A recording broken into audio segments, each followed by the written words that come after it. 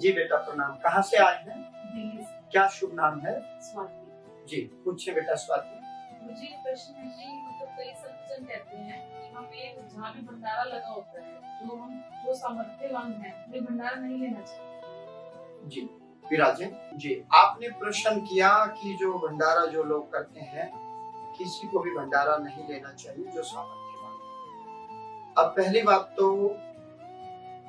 कोई लेगा ही नहीं तो वो भंडारा करेंगे क्यों? लेकिन ये बिल्कुल सत्य बात है।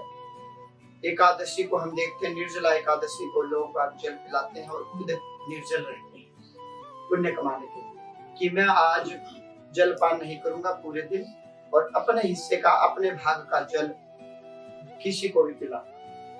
तो ये बिल्कुल ये सत्य बात है कि वो जो भी लोग भंडारा करते हैं या जल वितरण करते हैं, जल की सेवा करते हैं, उनके मूल में एक संकल्प छिपा होता है कि मुझे पुण्य मिलेगा। अब वो पुण्य कहाँ से मिलेगा?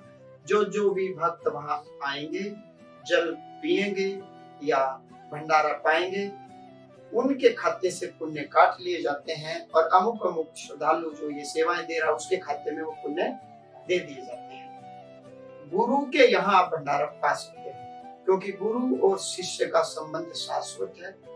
गुरु और शिष्य एक ही हैं, सूर्य और किरण, अग्नि और तपिश, चंद्रमा और उसकी शीतलता, ये अलग नहीं है। जल और लहर, मिट्टी से बना हुआ मटका और मिट्टी, तो गुरु और शिष्य शाश्वत संबंध था, है और रहेगा।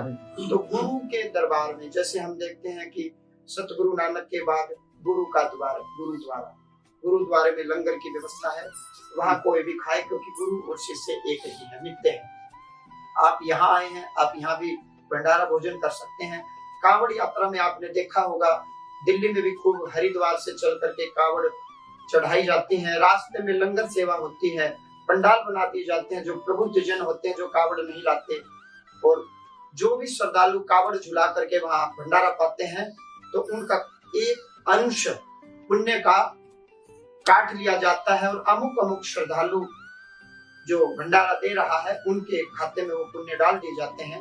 तो जो सामर्थ्यवान भक्त है भंडारा पाएं और उसके पश्चात 10, 20, 30, 40, 50 रुपए अपने ज्ञान बुद्धि विवेक से वहां जो पात्र होता है उसमें दक्षिणा डाल दें। और जिनका सामर्थ्य नहीं है वो खुशी खुशी भंडारा पाएं, और जब उनका सामर्थ्य हो तो 10, 20, 30, 40, 50 रुपए डाल देना चाहिए, क्योंकि उनके मूल में गुरु के द्वार में जो भंडारा होता है उसके मूल में पुण्य के लिए नहीं होता। उसके मूल में एक ही होता है कि यहाँ उपदेशी शिष्य या गद्दी नसीन शिष्य आएंगी, यहाँ आत्माएं आएंगी और वो भंडारा पाएंगे और शांति से रहेंगे और भगवत भजन करके परली पार जाने का प्रयत्न करेंगे। गुरु के मूल में जो भंडारा होता है गुरु के दरबार में, उसके मूल में ऐसा नहीं होता कि कोई पुण्य मिलेगा। पुण्य क्यों मिलेगा? पुण्य तो तब मिलेगा जब आप कोई भी एक आत्मा परमात्मा तक पहुंचेंगे।